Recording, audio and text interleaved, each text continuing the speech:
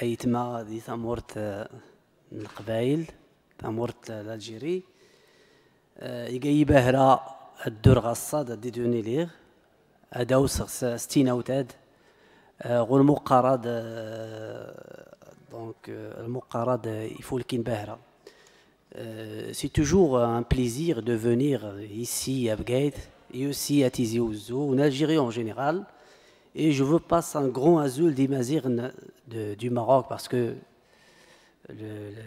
la Kabylie, c'est toujours la source de la recherche, la source du militantisme. Déjà dans les années 90, des années début de 2000, la Kabylie pour nous, c'est vraiment le modèle. C'est le militantisme, les militants et tout ça. Je voulais présenter mon intervention en arabe, parce que je suis arabisant de formation, mais je dis, voilà, c'est un défi de la présenter en français, parce que la première fois que j'ai venu ici en Algérie, j'ai présenté une communication sur les linguistiques amazigh en arabe. C'était vraiment, je ne voulais pas que je refais cette intervention en arabe, je vais la faire quand même en français. Donc l'intitulé de cette intervention, c'est la standardisation de l'amazigh pour une approche unificateur et culturelle de la production terminologique en amazigh. Vraiment, tout ce qui a été dit dans les premières interventions, je ne vais pas la reprendre parce que en fait, ça paraît qu'on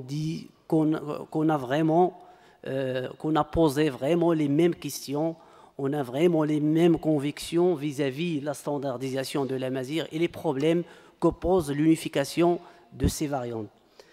Donc cette intervention se veut une proposition d'unification des efforts visant toute production terminologique en amazigh.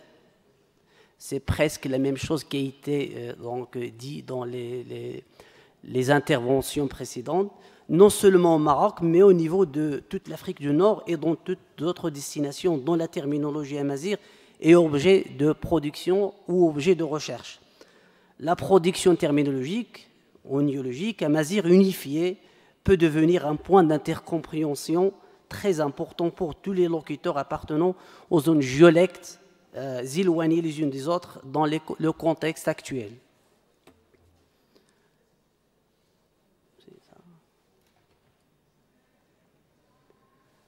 Donc, les nouveaux termes présentent, s'unifier et liés aux réalités langagières et culturelles des locuteurs, un grand pas vers la réussite partielle de la standardisation de l'amazigh.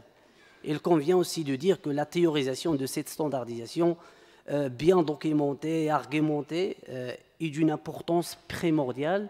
Elle a été l'objet de recherche de plusieurs chercheurs depuis les années 80, mais le développement théorique explicite a été mené principalement dans les années 90 à l'INALCO et aussi est marqué par des publications individuelles et collectives d'une importance primordiale.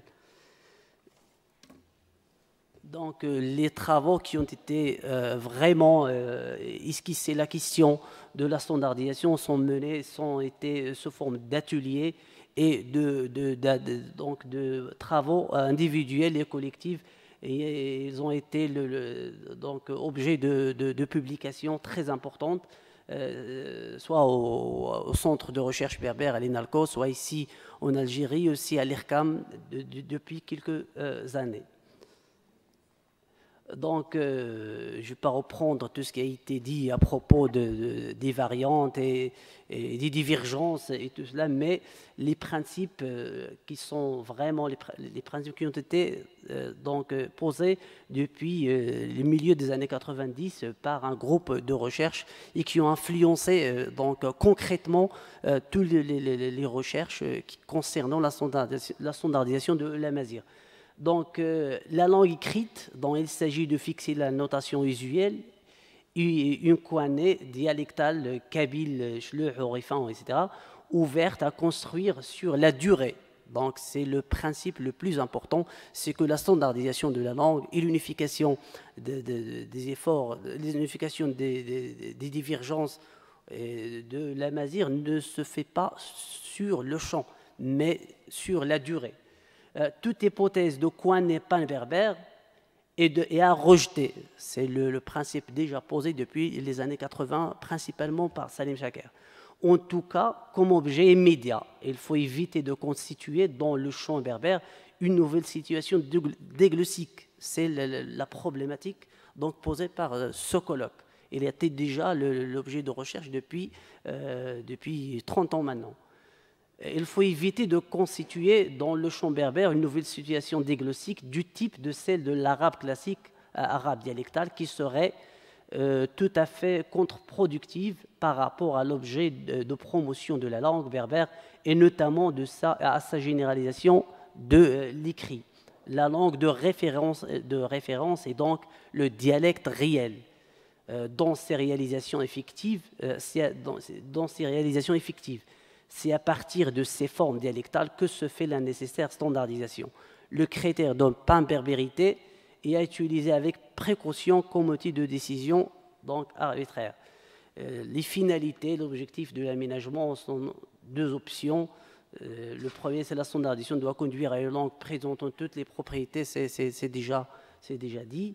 Et la deuxième option, c'est la confection d'un dialecte standard, c'est le plus important. Pour les stratégies de standardisation, c'est qu'il doit être une standardisation progressive, graduelle et évolutive.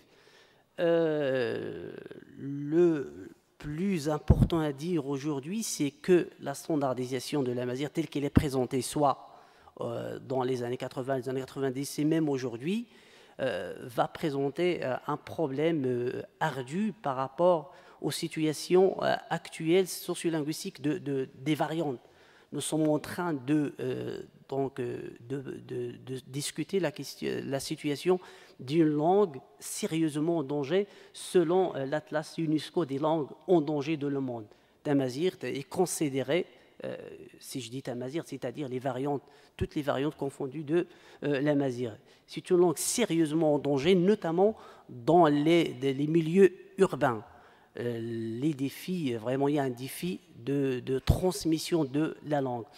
Lorsqu'on traite la question de la standardisation dans le cadre qu'il soit progressif, graduel, il y a vraiment un problème au niveau de la faisabilité de cette standardisation face aux situations de dégradation de la langue.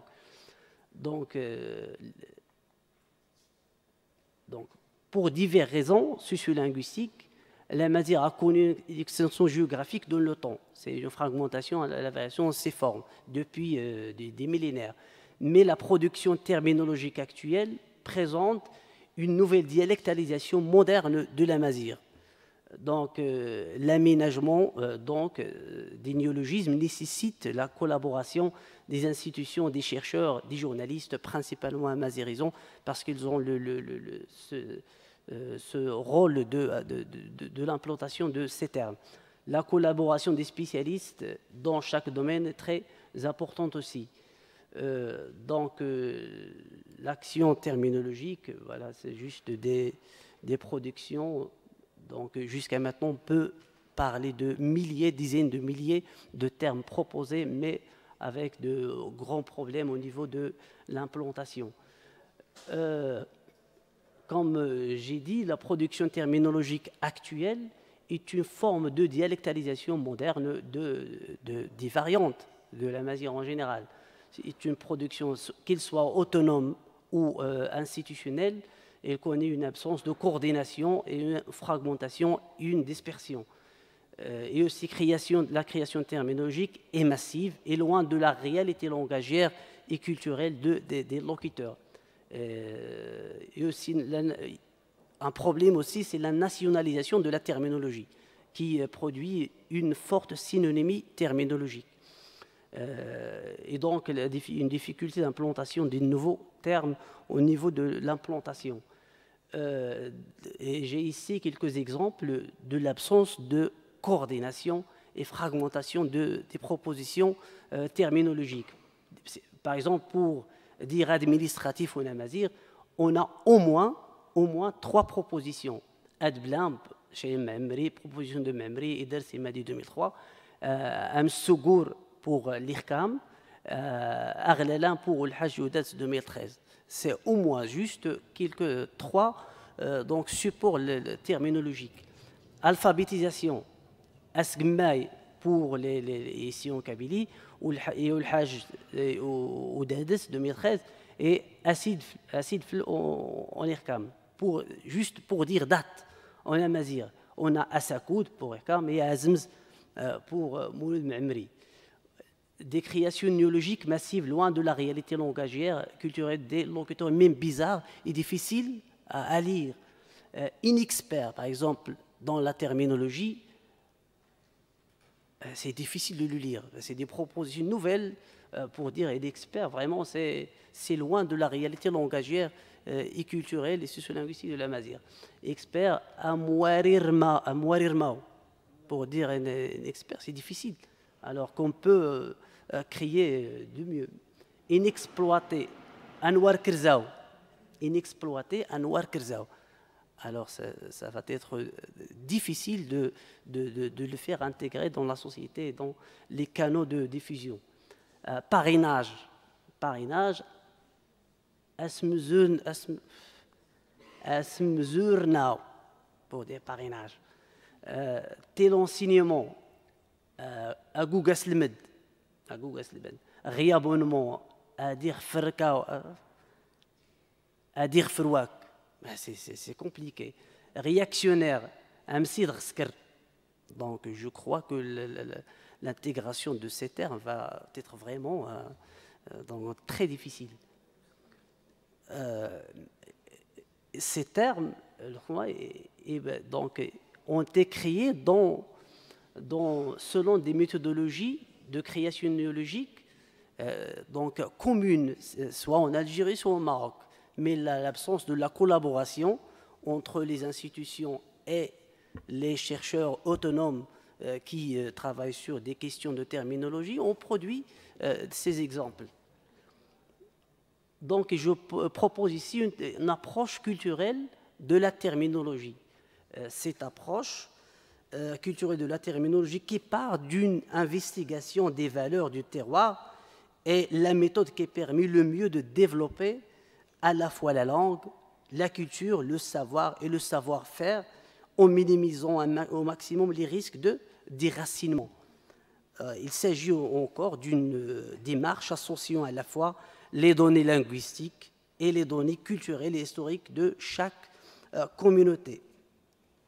Pour que le choix dénominatif proposé ait des chances d'être facilement compris et surtout soit adopté, il faut donc que le signifiant soit adapté aux réalités culturelles et du locuteur. Cela exige des connaissances précises sur les modes d'appréhension et de représentation de différentes cultures de l'histoire et de la communauté de la langue dans sa profondeur temporelle.